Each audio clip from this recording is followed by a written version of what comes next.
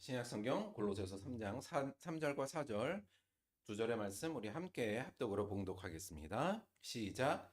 이는 너희가 죽었고 너희 생명이 그리스도와 함께 하나님 안에 감추어졌음이라. 우리 생명이신 그리스도께서 나타나실 그때 너희도 그와 함께 영광 중에 나타나리라. 아멘. 오늘은 골로새서 3장 3절에서 4절 두 절의 말씀을 중심으로 해서 감사하는 삶의 기초, 이런 제목으로 하나님의 말씀 함께 나누도록 하겠습니다. 감사하는 삶의 기초. 자, 여기 A하고 B라는 두 사람이 있어요. 두 사람은 뭐 거의 같은 조건을 갖고 있는데 둘 다 예수를 잘 믿는 그리스도인이라고 가정을 합시다. 그런데 이 두 사람이 조금 다른 점이 있다면 두 사람의 사회적 지위는 좀 다르다고 저희가 상정을 할게요. A는 우리가 뭐 소위 일반적으로 아는 사회의 좀 높은 지위에 있고요. B는 좀 하층 지위에 있다고 봅시다. A는 뭐 당연히 사회의 상층 부위에 있기 때문에 재물과 뭐 지위, 명예나 또는 세상으로부터의 인정, 사람들로부터의 인정이 많이 있을 수밖에 없겠죠. 그에 비해서 B는 그런 부분에 대해서는 꽤 결핍되어 있는 상황일 거라고 저희가 가정을 하는 거예요. 자, 그렇다면 A와 B 중에 누가 감사의 삶을 살 가능성이 더 클까요? 요게 문제입니다. 누가 더 평소에 감사를 많이 할까요? 어떻게 생각하세요? A가 더 감사를 많이 하게 될까요? 어떠세요? 저는 물론 워낙 다양한 변수가 있는 질문이기도 하고 상황이기도 하기 때문에 그냥 단편적으로 말씀드릴 수는 없습니다만 모든 조건이 같다면 저는 일반적으로는 B가 더 감사를 많이 할 가능성이 크다고 봅니다. 왜 그럴까요? 이상하다. A는 재물도 많고 지위도 많고 명예도 많고 인정도 많이 받으면 감사할 거리가 많은 거잖아요. 반면에 B는 그에 비해서 이런 게 없기 때문에 감사할 거리가 별로 없기 때문에 일반적으로 생각할 때는 A가 더 감사의 삶을 많이 살 것 같은 생각을 할 수가 있어요. 그런데 잘 생각해 보면 여러분 현장에서 느끼는 아니면 삶에서 느끼는 것 중에 정말 잘 살고 지위가 높고 이런 사람들이 감사를 많이 하던가요? 좀 아닐 경우가 좀 여러분 많이 볼 겁니다. 왜 그러냐면 제가 그렇게 생각하는 B가 더 감사를 많이 할 가능성이 크다고 보는 이유는 첫째는 뭐냐면 일단 A는 재물과 지위와 명예와 인정 뭐 그다음에 여유 뭐 이런 것들이 있잖아요. 그러면 상대적으로 자기를 긍정할 가능성이 큽니다. 나 괜찮은 사람이야. 그렇죠? 그러니까 나는 괜찮고 성공했고 나름 좋은 사람이다. 괜찮은 사람이라는 자기 긍정을 보통 갖게 됩니다. 그런데 이게 약간만 비끗하게 되면 이게 뭐가 되냐면 교만이 돼요. 반면에 B는 결핍이 많다는 건 결국은 뭐냐면 자기를 좀 부정하게 되는 경우가 많이 생길 수밖에 없습니다. 그런데 이 자기 부정은 다른 식으로 가게 되면 이거는 겸손으로 갈 가능성이 좀 큽니다. 물론 자기 긍정을 하는 사람 중에서도 겸손한 사람이 있고요. 결핍이 많아서 자기를 부정적으로 바라보는 사람 중에서도 교만한 사람은 물론 많이 있어요. 그러나 일반적으로 볼 때 이럴 가능성이 좀 크다는 거죠. 성경에서 예를 들자면 우리가 살펴본 부분에 있어서 바리새인과 세리의 기도 중에 바리새인이 위에를 나타내는 예가 될 수가 있고요. 세리는 아랫부분의 예가 될 수 있습니다. 우리가 예수님께서 하신 이 비유 중에 바리새인은 자기를 굉장히 긍정하지만 교만하여서 결국은 감사가 아니라 뭐예요? 자기 자랑을 하는 모습을 여러분이 봤었고요. 우리가 세리는 어때요? 기도 중에 제대로 하늘도 쳐다보지 못하고 하나님 제가 정말 죄인입니다. 라고 저를 용서하십시오. 이렇게 기도하는 장면이 나오죠. 요 세리의 경우는 오히려 더 감사할 가능성이 크다고 할 수 있습니다. 사실은 우리가 감사라는 것은 우리 삶에 있어서 굉장히 중요하고 신앙에서도 중요한 부분인데 이 감사는 어떠한 성품 혹은 성경에서 말하는 어떤 덕과 연결되어 있냐면 겸손과 직접적으로 연결이 돼 있어요. 다시 말씀드리면 겸손한 사람은 감사하는 삶을 살 가능성이 굉장히 높습니다. 반대로 교만한 사람은 감사의 삶을 살 가능성이 매우 적어요. 조금 더 세밀하게 이 부분에 대해서 좀 설명을 좀 해보자면 이렇습니다. 우리가 감사하다는 단어예요. 이거 헬라어 단어인데 이우카리스 테오라고 읽습니다. 그런데 이 단어 중에 이게 이제 감사하다라는 동사의 헬라어예요. 근데 요 중에 이 단어의 어근이 요 부분이거든요. 카리스라고 돼 있어요. 카리스. 여러분 카리스는 좀 우리 들어봤죠? 카리스가 뭐죠? 카리스가 은혜예요. 은혜. 은혜 혹은 선물 뭐 이런 식으로 해석되는 단어입니다. 카리스. 그런데 여러분 은혜라는 건 뭐죠? 자, 여기서 무슨 말이냐면 감사라는 것은 은혜와 연결되어 있다는 의미로 저희가 이해할 수 있어요. 그런데 여러분 우리가 은혜라는 건 어떤 의미냐면 나 은혜 받았어 할 때 은혜를 할 때 성경에서 하는 그 내용은 뭐냐면 은혜의 내용은 받을 자격이나 내가 특별히 받을 만한 행위를 하지 않았는데도 불구하고 받는 선물을 우리가 은혜라고 이야기해요. 자, 그러니까 일반적으로 감사하다는 것은 무슨 의미냐면 받을 자격이 내가 없거나 그럴 만한 행동도 하지 않았음에도 불구하고 어떤 선물을 받았을 때 나오는 감정이 감사다. 이렇게 정도로 저희가 이해도 할 수 있는 거예요. 자, 그러니까 감사하다. 이 부분은 이 은혜와 밀접적인 관련이 있는데 이 은혜는 결국은 내가 받을 자격이 없다는 것이 전제된다는 얘기입니다. 이 은혜의 가장 중요한 성경에서의 이러한 뜻으로 쓰인 것을 우리가 이 구절을 통해서 잘 알 수 있는데요. 너희는 그 은혜에 의하여 믿음으로 말미암아 구원을 받았으니 이것은 너희에게서 난 것이 아니요 하나님의 선물이라 행위에서 난 것이 아니니 이는 누구든지 자랑하지 못하게 함이라. 그렇죠? 결국 성경에서 말할 때 은혜는 내가 그것을 받을 만한 자격도 없고 그것을 받을 만한 노력도 하지 않았고 행위도 하지 않았는데 뜻밖의 내가 받은 것, 예상치 못하게 받았던 것을 우리가 은혜라 그러고 그 은혜를 받았을 때 나오는 감정과 행동이 감사다 이렇게 얘기할 수 있는 거죠. 그래서 우리가 감사는 결국 뭐와 직결되냐면 나는 이것을 누릴 자격이 없다는 자기 인식이 기반이 될 때 제대로 감사라는 게 나올 수 있다는 뜻입니다. 다시 말하면 나는 겸손해서 내가 겸손한 마음으로 내가 이런 걸 어떻게 누릴 만한 자격이 있어? 이런 마음이 있는 사람이 기본적으로 온전히 감사를 할 수 있다는 거예요. 그런데 이 부분이요. 나는 이거 누릴 자격이 없는 사람이야. 나는 그럴 만한 자격도 행동도 하지 못한 사람이야. 바로 이 자기 인식이 결국은 이게 자기 부정이고요. 이 자기 부정은 다른 말로 하면 우리가 이걸 겸손 이렇게 얘기를 해요. 따라서 감사를 제대로 할 줄 아는 사람은 근본적으로 겸손할 수밖에 없어요. 겸손해야만 자기를 부정해야만 제대로 감사를 할 수 있다는 얘기입니다. 따라서 감사하는 삶을 살기 위해서는 근본적으로 어떤 마음 상태가 되어야 되냐면 겸손해야 돼요.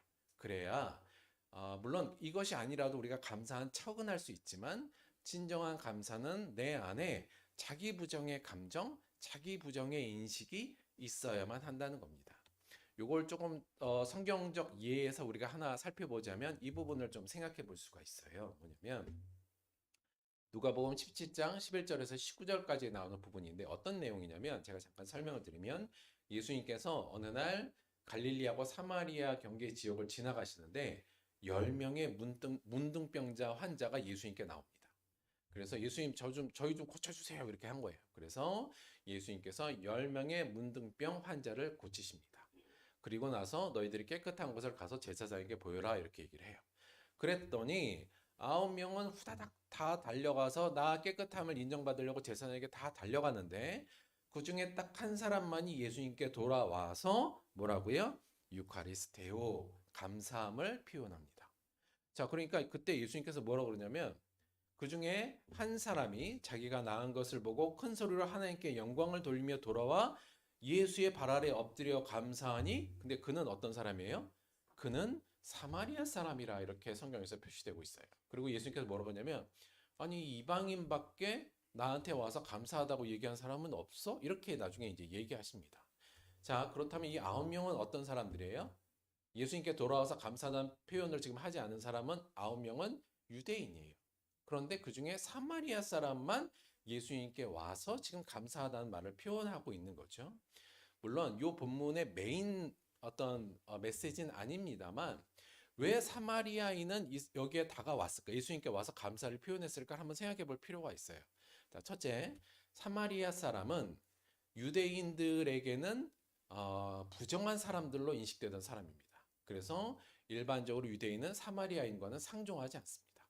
뭐 이방이기도 했고, 물론 섞여서 혼혈된 유대인들의 어떤 후손이기 때문에 부정하다고 봤어요. 그래서 사마리아 지역으로는 들어가려고도 하지 않았고, 사마리아인은 만나려고 하지도 않았습니다. 대화하려고 하지 않았죠. 예수님께서 그 사마리아 여인과의 대화를 하는 데서도 그 부분이 좀 잘 나타납니다. 자, 그런데 지금 이 사마리아 사람의 입장에서 보자면 뭐냐면 자기는 사마리아인이에요. 근데 저기 예수라는 유대인 선지자가 지나간대요. 병을 고치는 능력이 있다는 소식을 들었어요. 근데 여기 그 나병 환자 중에 유대인들이 막 달려나가는데 자기가 껴서 지금 간 거예요.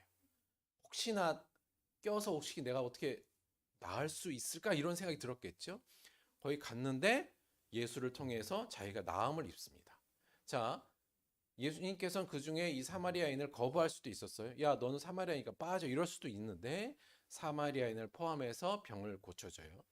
자, 나머지 9명의 유대인들은 물론 이것도 특별한 감사의 경험이긴 하죠. 왜냐하면 선지자가 자신의 병을 고쳐줬으니까. 그런데 어찌 보면 한편으로 보면 이건 조금 자연스러운 거예요.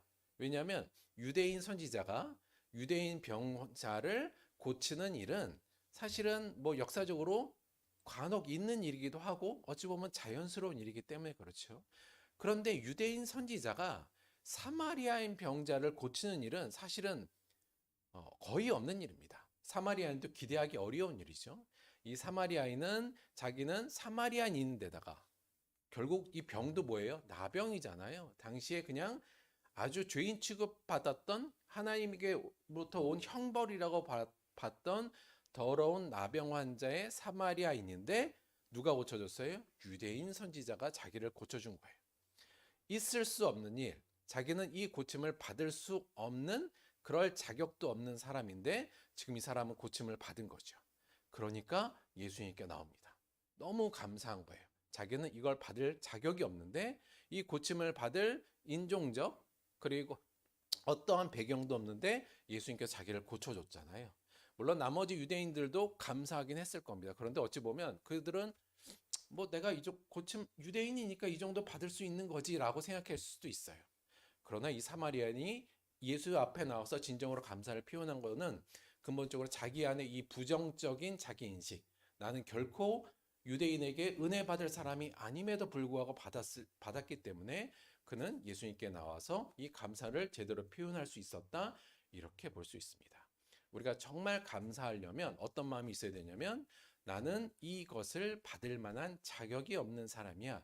이 인식이 있을 때 제대로 감사할 수 있다는 것이 요 예에서도 저희가 좀 볼 수 있는 부분이라고 볼 수 있어요.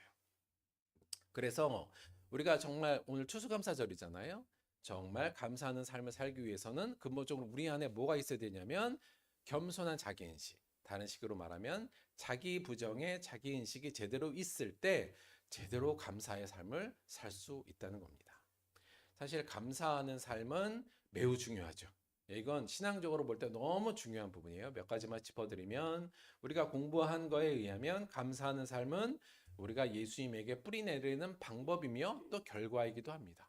우리가 감사할 때 예수 안에 뿌리 낼 수 있고 예수 안에 뿌리 내릴 때 우리 안에 또 감사가 넘쳐나죠. 그래서 우리가 예수에게 뿌리 내리는 삶을 삶에 있어서 매우 중요한 부분, 그 안에 뿌리를 박으며 세움을 받아 교훈을 받은 대로 믿음에 굳게 서서 감사함을 넘치게 하라. 골로새서 2장 7절에도 그러한 부분을 저희가 읽을 수 있어요. 그래서 예수 안에 제대로 우리가 뿌리 박고 열매 맺기 위해서는 늘 감사해야 되고요. 또 하나 감사하는 삶은 사실은 우리가 영적으로 깨어서 나를 지키는 수단으로 성경에서도 끊임없이 강조하는 부분입니다. 골로새서에서도 이렇게 해야죠. 기도를 계속하고 기도에 감사함으로 깨어 있으라. 우리가 늘 감사한다는 것은 깨어 있는 거예요. 사단의 유혹으로부터 우리가 잘못된 길로 가는 거로부터 우리가 늘 감사함을 통해서 우리 스스로를 지킬 수 있어요. 그래서 감사함은 우리를 지켜내는 매우 중요한 수단이다. 그래서 우리가 타락하지 않고 우리의 길을 올바로 가기 위해서는 늘 감사하는 삶을 살아야 되고요. 또 하나 감사하는 삶은 근본적으로 보면 이게 우리를 향한 하나님의 뜻이라고 성경에서 이야기하고 있죠. 범사에 감사하라. 이것이 그리스도 예수 안에서 너희를 향하신 하나님의 뜻이니라. 근본적으로 우리가 해야 될 일, 우리가 따라야 될 하나님의 뜻이 우리가 감사하는 삶이라는 아주 큰 어떤 목표 또 명제가 걸려 있는 부분이고요. 또 하나 우리가 감사한 삶을 매일 사는 건 결국은 어떤 삶을 사는 거냐면 행복한 삶을 우리가 살 수 있는 가장 기초적인 게 우리가 감사하는 삶이에요. 매일의 삶에 감사가 넘칠 때 우리 안에 행복이라는 감정이 생길 수 있잖아요. 따라서 우리가 신앙적으로도 행복한 삶을 살면서 가려고 해도 뭐가 필요하다? 감사하는 삶을 살아야 된다. 그런데 여기서 감사도 우리가 알다시피 아까 말씀드렸듯이 그냥 뭐랄까 형식적이기도 하고 그냥 형식적으로 감사한 삶을 살 수가 있어요. 그러나 이 모든 것 진정으로 예수님께 뿌리내리고 우리가 영적으로 깨어있고 제대로 우리의 삶이 행복하고 하나님의 뜻을 이루기 위한 감사의 제대로 된 감사의 생활을 하려면 뭐가 필요하다고요? 겸손한 자기 인식, 자기 부정의 자기 인식이 바탕이 될 때야 우리가 제대로 감사하는 삶을 살 수 있다는 겁니다. 오늘은 그럼 이 겸손한 자기 인식이 뭔가? 자기 부정의 자기 인식이란 건 대체 구체적으로 뭔가에 대해서 세 가지를 한번 알아볼 텐데 이 마음을 우리가 가질 때 제대로 감사할 수 있다는 얘기예요. 첫째, 감사하는 삶의 기초인 겸손한 자기 인식이란 뭐냐? 자기 인식이란 건 나를 어떻게 이해하느냐 이 부분이잖아요. 요거 세 가지인데 첫 번째는 어떻게 나를 이해하는 것이 겸손한 자기 인식이냐면 성경에서 가르칠 때 첫째는 나는 피조물이라는 자기 인식이 있어야 됩니다. 자, 나는 피조물이다 이거예요. 너무 당연한 것 같습니다만 성경에서 처음부터 강조하는 부분이에요. 너희는 피조물이다. 자, 이게 무슨 말이냐면 나는 피조물이라는 자기 인식은 결국 뭐냐면 나는 스스로 존재하는 게 아니라 창조주 하나님으로부터 거기에 기인하여 거기에 의지하여 존재하는 자라는 의식이잖아요. 그렇죠? 그리고 이 의식이 있다는 것은 결국은 어떤 의미를 이야기하냐면 내 삶과 내 소유는 근본적으로 내 것이 아니라 하나님 것이라는 의식이 이 안에 있는 겁니다. 즉 내가 나는 피조물이야. 나는 창조주 하나님에 의해서 피조된 존재라는 자기 인식이 머릿속에 꽉 박혀 있고 그걸 통해서 내 삶과 내 소유는 근본적으로 이건 내 것이 아니구나. 이건 하나님의 것이거나라는 것을 마음속에 담고 있는 사람이 제대로 된 감사의 삶을 살 수 있다는 거죠. 왜 그러냐면 여러분 생각해 보면 너무 간단해요. 왜냐면 내게 다 내게 아니구나라는 게 마음속에 들어올 때 내 삶 모든 것이 감사로 넘쳐나게 됩니다. 그렇죠? 이게 원래 내게 다 아니었어. 그런데 지금 내가 갖고 있어. 내가 이 모든 것에 내 생명도 내 시간도 내 재산도 나의 재능 모든 것도 내게 아니네. 이게 다 하나님으로부터 온 거고 하나님이 은혜로 주신 거구나라고 할 때 내 삶의 전반이 감사할 수밖에 없어요. 그게 아니라 이건 원래 내 거였어 이렇게 될 때는 감사가 안 나옵니다. 계속적으로 불만이 있고 갈망만 있지 감사가 안 나와요. 사실 생각해 보면 그래서 요 나는 피조물이라는 자기 인식을 저는 창세기적 자기 인식 이렇게 이름을 좀 붙였어요. 그런데 저는 조금 더 크게 보자면 아예 구약적 자기 인식이라고 보셔도 돼요. 성경의 맨 처음이 뭐예요? 태초에 하나님이 천지를 창조하시니라. 이 얘기는 뭐예요? 너는 피조물이라는 것을 인식해라 해요.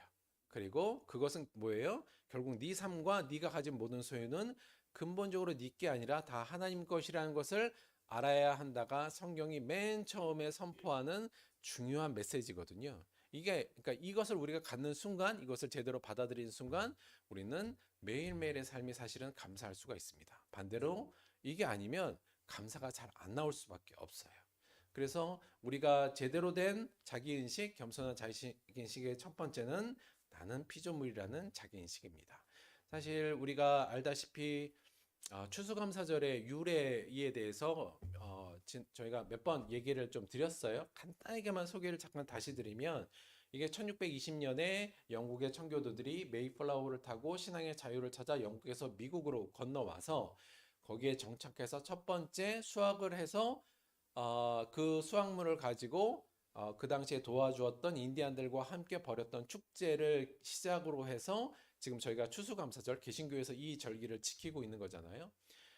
그 전에도 제가 말씀을 드렸습니다만 이때 막 영국에서 미국으로 넘어올 때 이 사람들을 여러분 잠깐 생각하면 이렇습니다. 뭐냐면 자기가 살던 고향에서 모든 걸 다 내려놓고 미국이라는 전혀 듣도 보지도 못한 뭐가 있는지도 모르는 미지의 땅으로 지금 넘어가는 거예요. 왜요?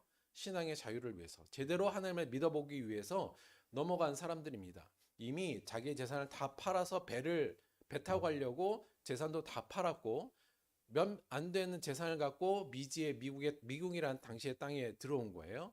오는 과정 그리고 정착함과 동시에 갇혀왔던 사람들의 절반이 죽습니다. 추위와 병으로 인해서 죽었고요. 어렵게 정착하기 위해서 씨를 뿌렸지만 사실은 대부분 실패했어요. 왜냐하면 영국에서 심던 게 미국에서 잘 안 될 수밖에 없으니까요. 그래서 그때 그 원주민 인디언들이 옥수수를 좀 나눠줬고 옥수수 재배 방법을 알려줘서 그들의 도움을 받아서 작은 옥수수의 수확물을 가지고 하나님 앞에 나온 겁니다. 이게 뭐 풍성한 수확이 있어서 하나님 우리에게 풍성한 수확을 주셔서 감사합니다 의미가 아니었어요. 자, 정말 그래서 내 가족도 지금 잃고 재산도 다 없고 아무것도 보이지 않는 미지의 땅에서 옥수수 몇 줌을 들고 지금 하나님 앞에 감사로 나간 사람들이 이게 어떻게 감사가 가능할까요? 이게 다 내게 아니라는 것에 인식이 있을 때 이게 가능해요. 비록 오는 중에 내 재산도 잃었고 내 가족도 잃었고 그동안의 내 모든 삶의 여정도 다 버리고 왔으나 이거 원래 내 것도 아니었으니까 하나님 없어도 상관없어요. 그러나 지금 이 순간 내가 하나님을 위해서 하나님을 제대로 신앙하기 위해서 있는 이 자리에 있는 이 옥수수 한 줌도 모두 다 하나님의 것이고 이 생명도 하나님의 것입니다. 그래서 하나님 감사해요. 바로 이게 추수감사절에 처음에 했던 이 필그림 파더들의 감사의 고백의 근본적인 정신이었다고 볼 수 있습니다. 이들에게 있었던 건 뭐냐면 결국 이 추수감사절의 근본 정신은 바로 이거였어요. 나는 피조물이란 자기 인식에서부터 나오는 감사였다는 거죠. 내 삶과 내 소유는 근본적으로 내 것이 아니라 하나님 거예요. 하나님께서 내 거 아닌 건데 가져가신 거 괜찮습니다. 없어진 거 괜찮아요. 원래 그거 제 거 아니었으니까. 그런데 지금 제 손에 있는 이 작은 것도 하나님이 주신 거니 이것으로도 저는 감사하고 내 생명이 붙어 있는 것만으로도 이거 내 것 아닌데 하나님이 주신 거니까 감사합니다. 이 고백이 나올 수 있었던 것은 바로 내가 피조물이라는 자기 인식이 이들의 가슴속에 깊이 박혀 있었기 때문이죠. 우리가 이 피조물이라는 인식, 우리가 그냥 신앙적으로 저는 피조물입니다. 이거 쉽게 고백합니다만 이 고백이 가지는 의미, 내 삶과 내 소유는 근본적으로 내 게 아니라 다 하나님 것이라는 것이 우리 안에 우리 마음속에 깊이 박힐 때 우리는 매일의 삶에서 매 순간에서 감사할 수 있을 겁니다. 바로 이것이 우리가 첫째 갖는 겸손한 자기인식의 첫 번째고요. 두 번째, 감사하는 삶의 기초인 겸손한 자기인식이란 두 번째는 뭐냐면 나는 죄인이라는 자기인식. 결국 뭐예요? 나는 하나님의 뜻을 거역한 죄인으로 영원한 벌에 처해질 수밖에 없었던 존재라는 것을 알고 그래서 나는 어떠한 하나님의 영광, 하나님이 주시는 천국도 하나님에 의해서 오는 영생도 원래는 취할 자격이 없는 존재라는 것이 내 안에 있을 때 그것이 나를 그 인식이 내 안에 철저하게 박혀 있을 때 우리는 감사하는 삶을 살 수 있게 됩니다. 요거 어떠한 고백이냐면 그 세리의 고백으로 우리가 예를 들 수 있어요. 어떤 거냐면 세리는 멀리 서서 감히 눈을 들어 하늘을 쳐다보지도 못하고 다만 가슴을 치며 이르되 하나님이여 불쌍히 여기소서 나는 죄인이로소이다 하였느니라. 예수님께서 이 사람이 높임을 받았다 이렇게 얘기하지 않습니까? 바로 이 고백이 우리 안에 있을 때 우리는 감사하는 삶을 제대로 살 수가 있습니다. 저는 이거를 복음서적 자기 인식 이렇게 이름을 붙였어요. 왜냐하면 신약 성경의 맨 처음에 나오는 이야기가 뭐냐면 예수님과 세례 요한이 외친 선포였거든요. 그 내용이 뭐였어요? 회개하라, 천국에 가까워하느니라. 다른 말로 하면 야 너희들 죄인이야.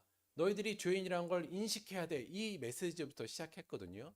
어찌 보면 신약이 전하는 우리의 인식이라고도 볼 수 있습니다. 매우 중요해요. 그래서 근데 우리가 나는 죄인, 그러니까 어릴 때부터 약간 그런 건 있었어요. 예수로 인해서 우리가 의인이 됐는데 자꾸 나를 죄인이라고 생각하지 마라. 이제 이런 메시지를 우리가 많이 들어서 나는 죄인이다. 이 얘기를 하면 약간 그 약간 불경스러운 느낌? 난 이미 은혜 받았는데 이제 더 이상 나를 죄인이라고 부르지 마. 약간 이런 느낌이 있는데 여러분 그렇지 않습니다. 우린 이거는 잊으면 안 돼. 우리가 죄인이었다는 사실. 그리고 마찬가지 지금도 여전히 죄를 짓고 있다는 사실을 잊으시면 안 됩니다. 지난 시간에 저희가 우리가 늘 감사하려면 변하지 않는 감사의 내용을 갖고 있어야 된다는 말씀을 드렸어요. 그렇죠? 그래서 뭐가 감사해? 저는 건강해서 감사해요. 이렇게 되면 내가 건강이 안 좋아지면 감사가 없어지잖아요. 뭐가 감사해? 지금 풍족한 생활을 해서 감사해요. 만약 이렇게 되면 풍족한 생활이 안 되는 경우는 감사가 안 나오는 거예요. 이렇게 흔들리는 감사가 아니라 어느 상황에서도 흔들리지 않는 감사의 내용을 가져야 된다고 말씀드렸는데 첫 번째가 뭐였냐면 내가 구원받은 것. 그렇죠? 그래서 그 내용은 뭐였냐면 예수의 십자가로 죄사함을 받아 흑암의 권세에서 예수님의 나라로 옮겨졌고 성도의 일원이 되어 그 영광을 받게 되었고 하나님을 당당히 아버지라 부를 수 있는 존재가 된 이 구원받은 거에 대해서 우리가 늘 감사해야 되고 또 하나 우리가 사명받은 거예요. 예수님의 제자로 부름을 받아서 예수님의 명령인 서로 사랑을 통해 하나님을 기쁘시게 하고 하나님의 나라를 세워서 많은 이들을 구원의 길로 인도하는 사명자가 된 것. 이 두 가지가 우리가 늘 감사해야 될 거라고 말씀을 드렸잖아요. 그런데 이게 정말 내 안에 감사로 들어오려면 뭐가 있어야 돼요? 내가 철저하게 죄인이었다는 사실. 그리고 결코 구원받을 수 있는 자격도 없고 결코 하나님의 사명자로 세움을 받을 수 있는 요만큼의 가치도 없는 자였다는 것을 그리고 지금도 사실은 근본적으로 마찬가지라는 것을 내 안에 깊이 새긴 사람만이 내가 구원받은 거에 대해 매일 감사할 수 있고 내가 사명자의 길로 가는 것이 부담이 아니라 감사로 나올 수 있습니다. 그래서 내 안에 자꾸 잊어버리면 안 돼요. 우리는 어떠한 하나님의 영광도 어떠한 하나님의 유산도 받을 수 있는 자격이 없는 자다. 지금 우리의 삶을 봐도 그렇지 않습니까? 뭐 하나님 섬기는데 우리가 지금 제대로 섬기고 있어요? 하나님 아들답게 섬깁니까? 그냥 내 필요에 의해서 때로 하나님을 이용하려고 하기만 하고 하나님이 나의 우선순위에 있나요? 다 그렇지 않잖아요. 그러니까 이렇게 삶에도 불구하고 우리가 오늘날도 구원받고 하나님을 아버지라 부르는 것이 얼마나 의미 있는 일입니까? 감사한 일인지 몰라요. 여러분 저도 얼마나 죄인이겠어요? 뭐 늘 생각하는 것도 죄인이고 늘 뭐 행동하는 것도 죄인인데 그런 제가 지금 강단에 서서 하나님의 말씀을 대언한다? 어마어마한 거 아니겠습니까? 사실 우리 매일 지금 죄 짓고 있는데 지금 교회라는 곳에 와서 예배 드리면서 하나님을 아버지라 부르고 있어요? 있을 수도 없는 일입니다. 우리 안에 내가 정말 하나님 앞에 고개도 들 수 없는 죄인이라는 사실이 우리 안에 있으면 지금 이 예배당에 와서 우리가 하나님께 예배하고 하나님을 아버지라 부르는 것 자체가 엄청난 감사한 일입니다. 따라서 내가 이 죄인이라는 사실, 내가 진정으로 아무것도 하나님의 영광을 받을 수 없다는 자기 인식이 있을 때 우리의 삶은 모든 상황 속에서 감사가 넘쳐나게 될 겁니다. 이 두 번째 인식도 여러분 꼭 가지시고요. 오늘 세 번째가 사실은 조금 중점적으로 하려는 내용이었는데 시간이 없어서 요것도 그냥 간단히 한번 생각해 볼게요. 세 번째 자기 인식, 우리가 가져야 될 자기 인식은 나는 죽었다는 자기 인식입니다. 오늘 본문 말씀 볼게요. 저는 이거를 사도적 자기 인식 이렇게 이름을 붙였는데요. 오늘 본문 말씀은 이렇게 되어 있습니다. 골로새서 3장 3절하고 4절이에요. 지금 사도 바울이 골로새 교인들에게 전하는 말인데 조금 되게 황당하게 말을 해요. 3절 보세요. 이는 너희가 죽었고 너희 생명이 그리스도와 함께 하나님 안에 감추어졌음이라. 우리 생명이신 그리스도께서 나타나실 그때 너희도 그와 함께 영광 중에 나타나리라. 이렇게 얘기합니다. 자, 지금 살아있는 골로새 교인들한테 사도 바울이 편지를 쓰고 있는데 그렇죠? 근데 뭐라고 그래요? 너희가 죽었다 이렇게 표현하고 있어요. 이거 무슨 말이죠? 자, 여하간 요 선언을 한 다음에 이 선언을 기초로 사도 바울이 세 가지 이야기를 합니다. 그러니까 그러므로 자, 요 3, 4절이기 때문에 그러므로 너희는 이렇게 해라 해요. 세 가지 뭐냐면 첫째는 그래서 옛사람과 그 행위를 버려라. 이게 5에서 11절까지 얘기입니다. 다시 말하면 너희는 죽었고 너희 생명이 나중에 그리스도와 함께 부활할 거기 때문에 그러므로 너희는 옛사람과 그 행위를 버리고 두 번째는 새 사람으로서 합당한 삶, 사랑을 실천해라. 이제 이렇게 해요. 그러니까 요게 우리가 살아가는 그리스도인의 윤리로 살아가는 근본적인 이유가 바로 이거라는 거고요. 그리고 마지막에 뭐냐면 하나님께 감사하는 자가 되라고 이야기합니다. 다른 식으로 우리가 조금 이걸 환원하면 우리가 하나님께 감사할 만한 중요한 이유가 바로 여기에 있다는 거예요. 이렇게 하면 우리가 늘 하나님께 감사할 수 있다는 이유입니다. 뭐예요? 너희가 죽었고 너희 생명이 그리스도와 함께 하나님 안에 감추어졌음이라. 우리 생명이 있은 그리스도께서 나타나실 그때 너희도 그와 함께 영광 중에 나타나리라. 요 말 때문에 우리는 늘 감사할 수 있다는 얘기입니다. 자, 이거 뭘까요? 이거 잠깐만 설명을 드리면 여기에 시점이 두 개가 나와요. 요 말 중에 3, 4절에 뭐냐면 시점이 두 개가 나오는데 첫 번째 시점은 언제예요? 너희가 죽었다는 시점이 나오죠. 사도 바울이 이미 너희는 죽었다 이렇게 얘기하는 거예요. 언제 죽은 거예요, 지금? 골로새 교인들은 언제 죽었습니까? 그들이 그리스도인이 되는 그 순간 죽은 거예요.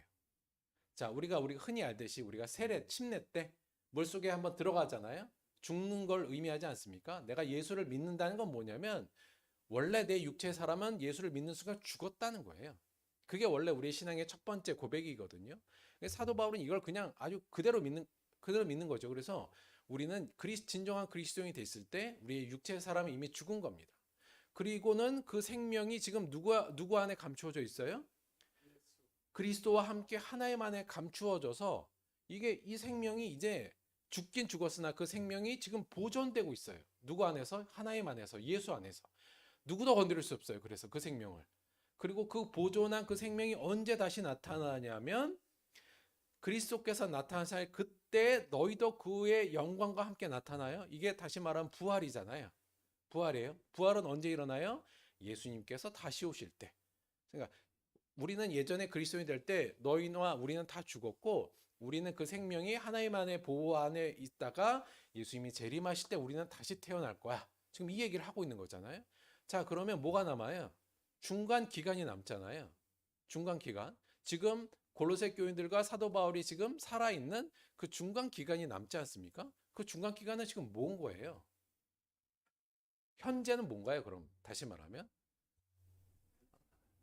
지금, 자, 생명은 이미 죽었어요. 그리고 근데 그 생명은 하나님이 보존하셔서 나중에 우리가 부활할 거예요.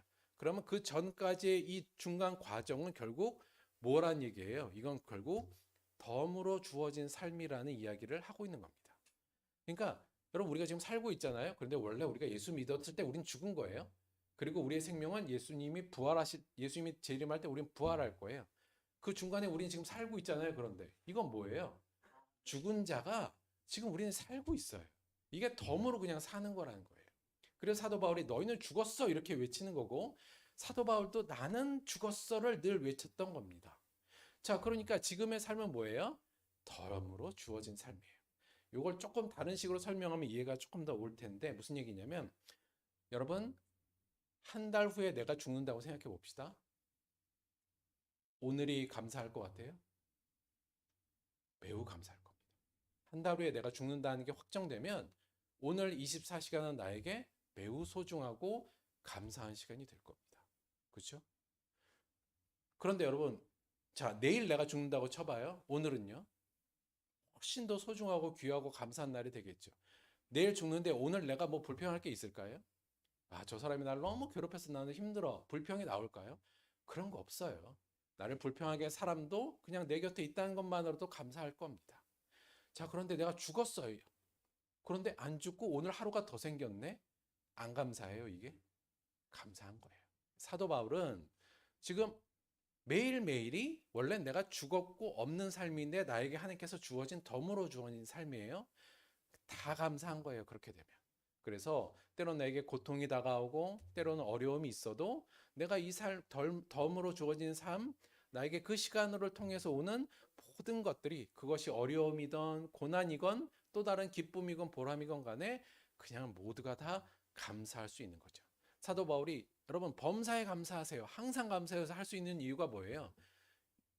바로 이 부분, 나는 이미 죽었다는 자기 인식이 있었기 때문입니다. 이게 사도 바울이 아주 유명한 예 고백이잖아요. 우리가 잘 아는 것처럼 내가 그리스도와 함께 십자가에 못 박혔나니 그런즉 이제는 내가 사는 것이 아니요 내 안에 그리스도께서 사는 것이라. 사도 바울은 이게 명확했어요. 내가 그리스도를 믿는 순간 예수가 십자가에 죽을 때 나도 죽은 거야. 이 생각이 머리에 박혔기 때문에 그럼 오늘 나는 뭐지? 하나님께서 덤으로 주신 겁니다. 바로 이 부분이에요. 그래서 불편할 게 없어요. 그러면 모든 게 다 감사하고 때로 하나님을 위해서 감옥에 갇혀도 신령과 함께 그냥 찬양하고요. 때로는 배고프고 어렵고 강도의 위험을 만나도 감사할 수 있는 건 뭐예요? 덤으로 주어진 삶에 오히려 덤으로 주어진 삶에 있는 고통은 여러분 즐거울 수 있어요. 내일 내가 죽는데 오늘 하루 뭐 조금 어려운 일이 있어도 그게 얼마나 즐겁고 감사한 경험이 되겠습니까? 그런 마음으로 사도는 살았던 거죠. 그래서 이 사도적 자기인식, 나는 이미 죽었다는 자기인식을 우리가 가질 때 우리는 범사에 또한 감사할 수 있을 겁니다.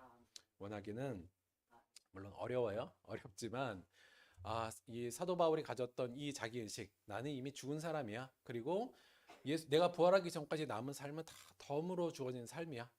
그런 마음을 우리가 가진다면 어떠한 상황 속에서도 우리는 감사하는 자가 될 수 있을 겁니다. 자, 자기 부정에 자기 인식을 가질 때 참 감사의 삶을 살 수 있습니다. 이게 없이요, 그냥 교만한 마음이면 입술로 우리가 감사할 수 있을 때 진정한 감사가 안 나올 거예요. 늘 내 안에 나를 부정할 수 있는 내가 부정되는 자기 인식을 가져야 되는데 세 가지. 첫째 뭐예요? 나는 피조물입니다. 내 것은 없습니다. 두 번째, 나는 죄인입니다. 어떤 영광의 자격도 없는 자입니다. 나는 예수 안에 죽은 자입니다. 지금은 덤으로 주어진 삶입니다. 이 자기 인식이 굉장히 어찌 보면 나를 부정하는 내용들이잖아요. 그러나 이 내용이 우리 안에 있을 때 우리의 삶의 순간순간 어떠한 상황 속에서도 우리는 하나님 앞에 감사 그리고 내 삶에 대한 만족과 기쁨이 분명히 넘쳐날 수 있을 겁니다. 사랑하는 우리 들복교회 성도 여러분께서 오늘 추수감사절 하나님께서 물론 많은 것을 주시고 우리에게 주신 것을 감사할 수 있어요. 그러나 그것만 붙잡고 감사하면 나중에 안 주시면 되게 불평하고 절망할 겁니다. 그게 아니라 우리에게 변하지 않는 감사를 준 거에 대해서 바라보고 감사하시되 그것보다도 더 중요한 건 뭐예요? 내 안에 내가 누구인지를 제대로 알고 있다면 그리고 지금 내가 사는 게 어떤 의미인지를 제대로 알고 있다면 우리는 어떠한 상황 속에서도 매일매일이 감사의 날이 될 겁니다. 나는 피조물입니다. 내 것은 없습니다. 나는 죄인입니다. 어떤 영광의 자격도 원래 없는 자입니다. 나는 죽은 자입니다. 지금은 덤으로 주어진 삶입니다. 이 고백이 이 성경에 전하는 진리의 고백이 우리 안에 가득해서 매일의 삶 속에 감사가 넘치게 되시기를 주님의 이름으로 축원드립니다. 함께 잠시 동안 기도하겠습니다.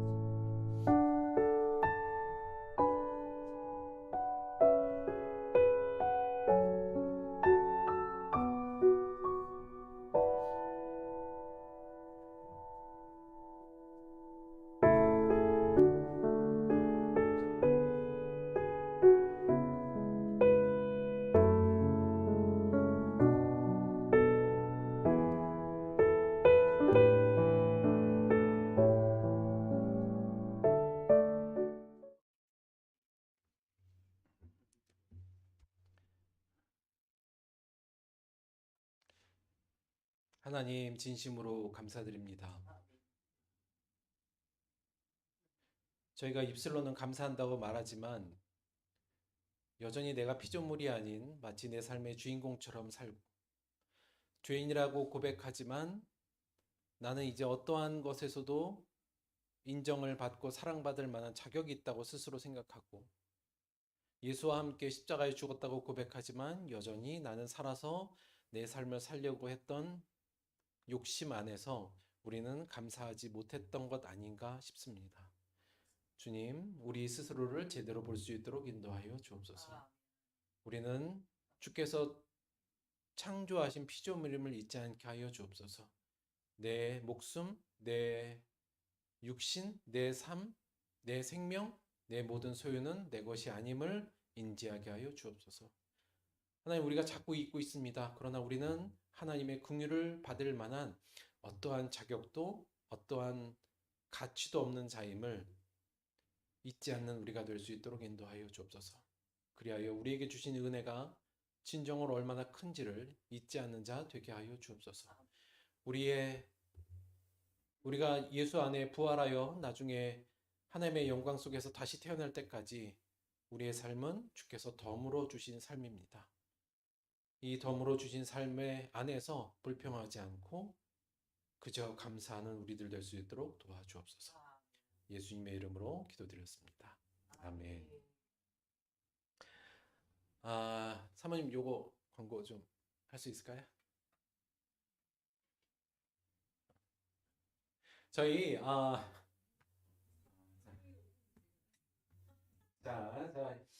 올해 저희가 공사가 조금 잘 된 것도 있고 많은 사람들이 수고해서 좋은 정말 수확물을 많이 했어요. 이걸 위주로 오늘 좀 드릴 텐데 우리 정영애 선생님께서 요거 오늘 가져가는 거 잠깐만 광고 좀 해주시고 주의사항도 좀 말씀해 주세요.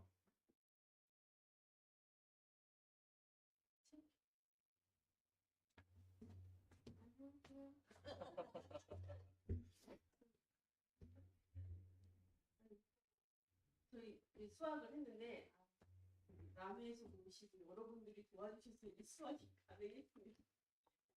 갑자기 날씨가 너무 추워져가지고 얘네들 조금 미리 수학을 해놨다가 여기 하우스에 저장해놨다 와서 약간 이파리나 이런 데 좀 시드는 느낌이 있긴 한데 그래도 약 안 치고 건강하게 먹을 거리라고 생각하시고 이제 가져와서 드시면 되겠고요. 고구마는 두 종류예요. 호박 고구마, 꿀 고구마. 그러니까 이렇게 속을 잘라보면 주황색 빛이 나는 게 호박 고구마예요. 두 가지인데 너무 벌레들의 공격을 받아서 온전한 걸 고르긴 했지만 온전하지 않을 수 있다는 걸 이거 참고하시고요. 그다음에 그리고 제가 당근은 이파리를 달아놨어요. 저걸 이제 먹기도 해요. 생으로 샐러드로 먹기도 하고 이걸 그대로 말려서 부셔서 파슬리 가루 대신 쓰기도 하고 뭐 이렇게 해서 전도 부쳐 먹고 하는데 이제 담아놨는데 애들이 당근만 봐서 당근 잎을 잘 몰라요. 그래서 당근 잎도 부져놨는데 싫으시면 찢어서 이렇게 여기다 버리고 가시면 됩니다. 하려고 하는데 갑자기 너무 그리고 이제 저희가 무 하나 배추 하나 가져갈 건데요. 제가 이렇게 보자기를 제가 박아놨어요. 그래서 이제 그 보자기 주머니에다가 무 하나 마음에 드시는 걸로 무 하나 배추 하나 이렇게 담아가시면 됩니다. 그래서 이게 이 수확물이 여기 들었거든요. 이 수확물 들어있는 거 중에 샐러드 무라는 게 있어요. 속이 빨간 무. 그래서 걔 이름이 과일무, 샐러드무, 수박무 그래요. 자르면 안에가 좀 빨개요. 수박처럼. 근데 그거는 이제 그냥 그 말처럼 과일처럼 그냥 생으로 먹기도 하고 샐러드에 잘라 넣기도 하고 이렇게 해서 이제 드시면 될 것 같습니다. 그리고 이 수세미는 아시죠? 다 써봐서? 근데 이제 가위로 자르면 너무 힘들어요. 저도 첫째, 둘째 해는 다 가위로 잘랐는데 칼로 탁 자르면 금방 쉽게 자릅니다. 이게 통으로 담았으니까 잘라서 사용하시면 될 것 같고요. 네, 요 정도로 마치겠습니다. 그냥 날씨가 빨리 한번 해볼게요. 하여튼 일단 요거는 자기 가정당 하나씩 들고 가시면 되고요. 나머지 무하고 배추는 따로 담아가시면 되고 혹시나 필요하다 싶으면 더 가져가시면 되고요. 여하간 여기 뭐 몇몇 과일 빼놓고는 저희들이 다 수확한 건데 여간 이 수확하기 위해서 봄부터 또 가을에 씨 뿌리고 또 비료주시고 땅 가시고 또 중간중간에 관리하시고 하신 모든 분들에게 다시 한번 감사를 드리고 고생하셨다는 말씀 드리고 결국 우리가 수고는 하였지만 결국 다 맺게 한 건 하나님이시니까 하나님에게도 감사를 드리고요. 그 마음으로 집에 가셔서 맛있게 잘 드시면 되겠습니다. 아시겠죠? 자, 오늘 헌금을 위해 기도하고 예, 주기도문 합독한으로 오늘 예배는 마치도록 하겠습니다. 제가 기도할게요.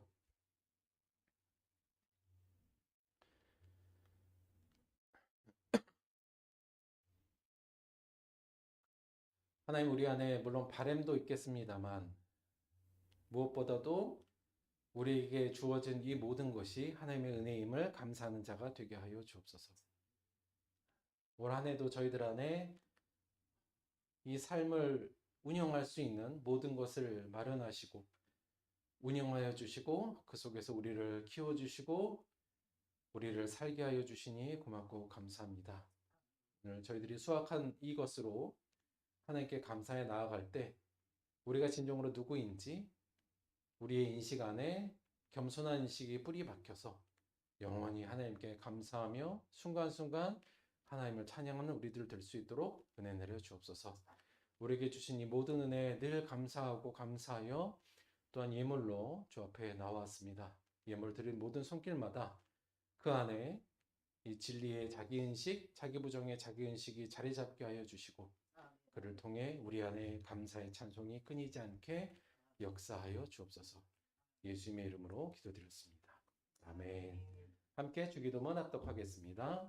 하늘에 계신 우리 아버지여, 이름이 거룩히 여김을 받으시오며 나라가 임하시오며 뜻이 하늘에서 이루어진 것 같이 땅에서도 이루어지이다. 오늘 우리에게 일용할 양식을 주시옵고 우리가 우리에게 죄 지은 자를 사하여 준 것 같이 우리 죄를 사하여 주시옵고 우리를 시험에 들게 하지 마시옵고 다만 악에서 구하시옵소서. 나라와 권세와 영광이 아버지께 영원히 있사옵나이다. 아멘.